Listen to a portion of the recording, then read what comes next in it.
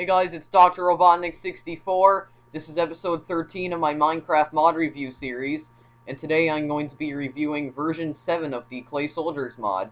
So yeah, this is the new version of the Clay Soldiers mod that I was talking about. And yeah, so I'm going to review the new features that they've added in this version. The first feature that they added is that Clay Soldiers can now use eggs.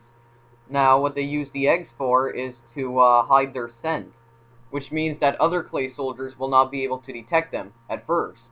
Because once the clay soldiers that are equipped with eggs actually attack another clay soldier, that clay soldier will start attacking them, so they pretty much become neutral towards them.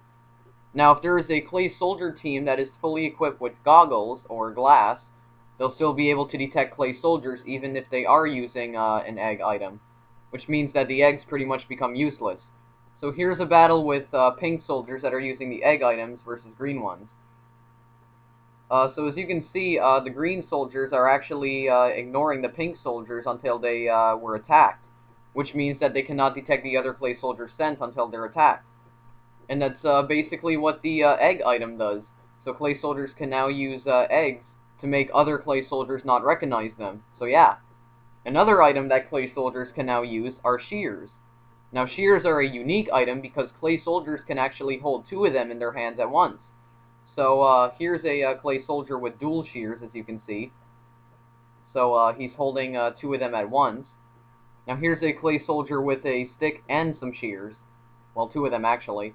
Now, as the forum thread says, the shears are not as effective as sharp sticks or bones, but it does have a couple of special things that they can do. One of the special things being the fact that they can hold sticks and shears at the same time. Now over here I have some more purple soldiers. Now as you can see, I gave them 20 eggs, but I'm also going to give them 20 shears. Now if you give a clay soldier an egg and also some shears, they can get critical hits on other clay soldiers. So here's a battle showing the shears in action. Now, as you can see, there's sparks flying out of them, which means that they're actually dealing critical hits on other clay soldiers. So they can get critical hits with the shears, but only if they're also equipped with an egg item. Otherwise, they just do regular damage. So that's the shears. So on to the next item. Clay soldiers can now use fermented spider eyes. Now, what this does is that it makes them become neutral towards other clay soldiers until they're attacked. I guess this could be useful for making clay soldiers of other colors be friendly toward each other, I guess. But that's really all the fermented spider eyes do, so on to the next item. They added even more new mounts for the clay soldiers. The clay soldiers can now use bunnies and geckos. Now, in order to craft the bunnies, first of all, you need a piece of soul sand in the center of the crafting table, and two pieces of wool on left and right side. And if it's white wool, you'll get a white bunny. If it's orange wool, you'll get an orange bunny. So you can make different colored bunnies.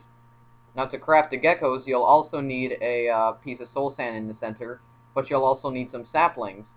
Now, there's actually a lot of different kinds of geckos, and you can actually rearrange all the saplings to create, like, as you can see, oak jungle geckos, oak birch geckos. You could even make birch oak geckos. And yeah, there's really a lot of possibilities. So as you can see, the bunnies hop around, evading enemy clay soldiers by jumping overhead. Now, the geckos are actually unique because, like spiders, they can actually climb walls.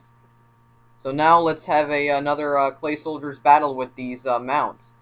So yeah, let's do it. So there they go. As you can see, both the bunnies and the geckos are actually pretty fast. Now, when one of the gecko mounts died, their death sound actually sounds different. Instead of like the dirt breaking sound, it makes like a wood breaking sound. So as you just saw, the gecko actually climbed up that wall, and the clay soldier sort of did like a pounce attack almost. But yeah, so that's basically the new mounts. Bunnies hop and geckos climb apparently. So yeah, they've also added two new clay soldier types. The first one, as you can see, is a redstone soldier. Now, some of these soldiers might actually appear different because some of them appear to be powered by redstone while others do not. So there's like two soldiers that are sort of darker than the other ones. Now, in order to craft redstone soldiers, put a regular clay soldier in the center of the crafting table, then add a piece of redstone on top, and you get a redstone soldier. Now, over here are the coal soldiers. Now, same thing as redstone soldiers, except replace the redstone with coal. Now, as you can see, these ones are very, very black clay soldiers with spots on them, so they sort of look like coal almost. Now, these clay soldiers behave like any other clay soldier. The only difference is that, well, their color, and they have spots on them. And but as you can see, there's not really any differences when it comes to combat. So yeah, the only thing is that it seems as though that when they die, they emit the regular gray particles instead of like black or red, which is strange. So that's the redstone and coal soldiers. So now you can use even more clay soldier teams in your battles. So on to the next feature then. The next feature that they added is that clay soldier kings can now use blocks of gold to upgrade their items, such as shields and bowens. Now there doesn't seem to be a visual difference, so uh, but apparently it does upgrade their shields and bowens. So I don't know. So here's a clay soldier king versus a clay soldier king,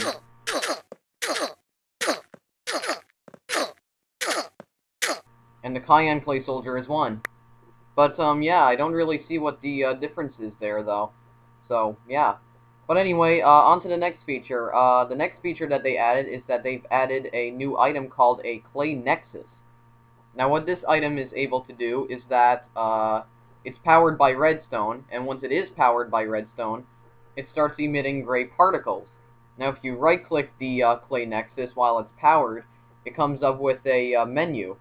Now what you can do is that, as you can see, there's something called Spawning Soldier, and you can actually put a clay soldier in there, and it'll spawn clay soldiers of that color. So yeah, it's basically like a clay soldier spawner.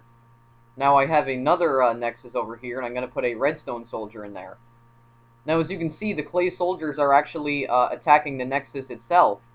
Now once they've done enough damage to the Nexus, it'll actually deactivate it. I actually do not know how to reactivate it. I don't know if it's like deactivated permanently, but yeah, I don't know. But as you can see, they're trying to destroy it, and as you can see, if there's a cube that actually rotates in the center of it. If that cube stops rotating, that means they've deactivated it. Now, in order to craft a Nexus, you need 4 blocks of obsidian, 2 blocks of soul sand, 2 balls of clay, which you can get from destroying clay blocks, and 1 diamond. So yeah, crafting a Nexus legitimately is a pretty difficult task, because you'll have to pretty much go down to the center of the earth, and you'll also have to travel to the nether. So yeah, it's very demanding. So that's the Clay Nexus. Now on to the next feature. If clay soldiers are currently under the effects of wheat, netherwort, or fermented spider eyes, they can now use buckets of milk to clear these effects. So as you can see, there's some clay soldiers getting some wheat, and they're actually going for the bucket of milk as well. Now when they use the bucket of milk, they also make the drinking sound of the player. So yeah, another item that clay soldiers can now use. Now some minor features that they've added is that the clay soldiers can now use arrows in order to get feathers. They can't actually shoot them, they just get feathers from them. Clay soldiers can now use books as an infinite supply of paper capes. They can now use glass panes and glass bottles for individual goggles. And they've also fixed some bugs as well, such as clay soldiers not being able to throw ranged attacks when they're holding a feather, and also clay soldiers accidentally killing their Pegasus mounts due to their attacks. And one last thing that they've added is that clay soldiers equipped with lily pads will no longer float if they're also equipped with an iron ingot. So yeah, that's pretty much all of the things that they've added to version 7 of the Clay Soldiers mod. So yeah, if you want to download this mod for yourself, the link to the forum thread is in the description. This mod does still require a mod loader, and San Andreas P also said that maybe sometime in the future Forge will be required as well, but only as an option. So I actually shouldn't really be saying required, maybe like recommended. So yeah, but that's pretty much it for now. Well anyway, this was episode 13 of my Minecraft mod review series. This is Dr. Robotnik64, thank you for watching, and me and the Clay Soldiers will see you guys in the next Minecraft mod review series video. Later.